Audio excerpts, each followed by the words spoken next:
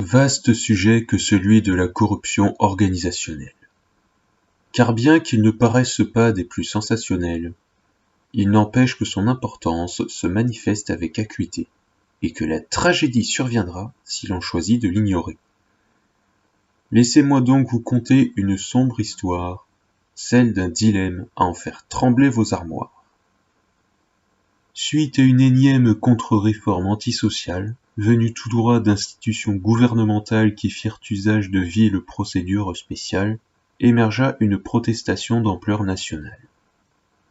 Celle-ci, ayant essaimé sans la moindre latence, rassembla aussitôt la majorité du prolétariat, qui de la situation subissait les conséquences, et s'auto-organisa sur la base du volontariat. Le mouvement, démocratique et horizontal, dépassa largement le cadre syndical, et se fit le chantre d'un idéal autogestionnaire, en opposition frontale avec le vieux capitalisme autoritaire. Mais une fois la ferveur initiale passée, se posait la question de comment la concrétiser. Et là, l'union qui auparavant semblait de mise, se déroba au profit des accusations de traîtrise. En effet, les luttes du mouvement s'éternisant, les travailleurs finirent par manquer d'allant, laissant donc cours aux affres de la déprime, au moment même d'user de leurs forces ultimes.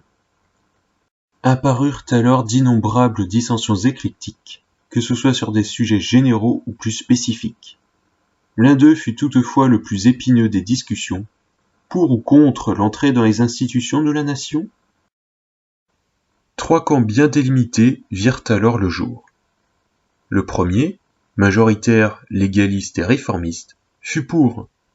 Il argua que passer par les institutions en se pliant à leurs règles est nécessaire pour que finalement la contestation aboutisse, en jurant au passage qu'ils resteront toujours intègres pour que jamais à l'avenir leur organisation ne trahisse. Le second, minoritaire, activiste et révolutionnaire, fut contre, arguant que le respect de ces institutions vérolées les conduira vers la trahison de leurs revendications passées, tandis qu'ils ne feront au pouvoir que jouer la montre. Les débats suivants furent quasiment tous échevelés, et la scission fut hélas bien vite consommée. Alors que les premiers partirent se conformer aux institutions, les seconds refusèrent ce qu'ils nommaient compromission. Il est vrai que j'oublie là-bas nos fameux troisièmes, mais cette tendance marginale et intellectuelle, au vocabulaire jargonneux et réfractaire au carpe diem, ne collait pas aux conditions des luttes actuelles. Tandis que les travailleurs n'en étaient qu'à de simples revendications mêlant démocratie, redistributions et régulations, ces derniers parlaient de révolution socialiste à réaliser dans un cadre autogestionnaire nationaliste. Autant dire que cette modeste poignée de théoriciens fut condamnée à demeurer impuissante au quotidien. Concernant les deux autres, les destins furent inversés.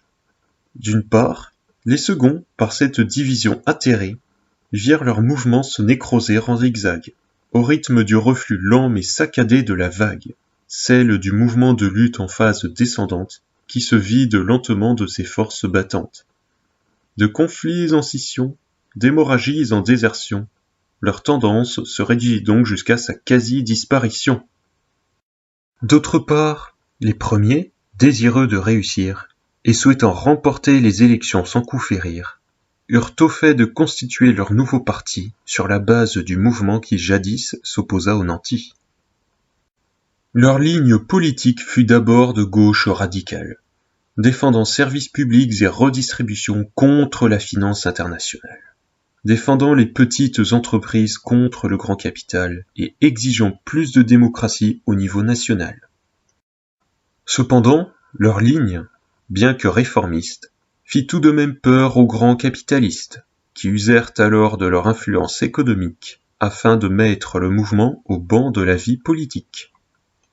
Face à cela, et toujours déterminés à entrer dans l'État, ils assagirent leur discours, leur communication, se disant que cela est un mal nécessaire à l'action, tant qu'ils ne pourront pas adopter un discours de combat. Ils défendirent alors la social-démocratie et oublièrent l'euroscepticisme, assagirent leur redistribution et se calmèrent sur les nationalisations, changèrent radicalement d'avis sur les fiscalités et la mondialisation, et abandonnèrent enfin purement et simplement leur ancien populisme. Ils le firent une fois pour être suffisamment acceptés, une autre pour élargir leur base électorale à l'isoloir, et une autre encore pour enfin prendre le pouvoir, cela malgré le reflux continu des luttes de la société. Partant d'une opposition franche à la gauche de gouvernement, ils passèrent ainsi à quelques alliances de circonstances par moments. Puis avec le temps, cela eut lieu de plus en plus fréquemment, avant qu'une fois au pouvoir, cela devienne finalement permanent. Alors qu'ils s'opposaient initialement au programme de la bourgeoisie, les voilà qui sont aujourd'hui contraints de l'appliquer jusqu'à la lie.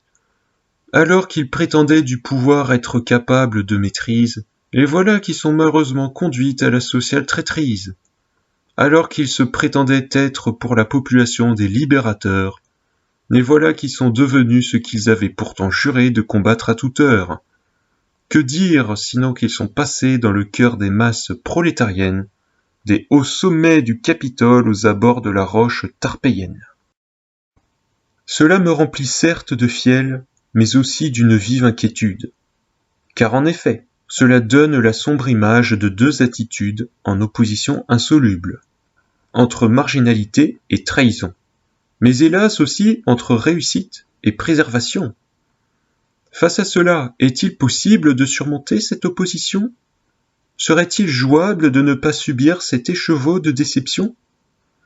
Si trouver la réponse semble complexe, nul besoin cependant de se mettre en colère. Car oui, une solution existe, c'est la discipline autogestionnaire.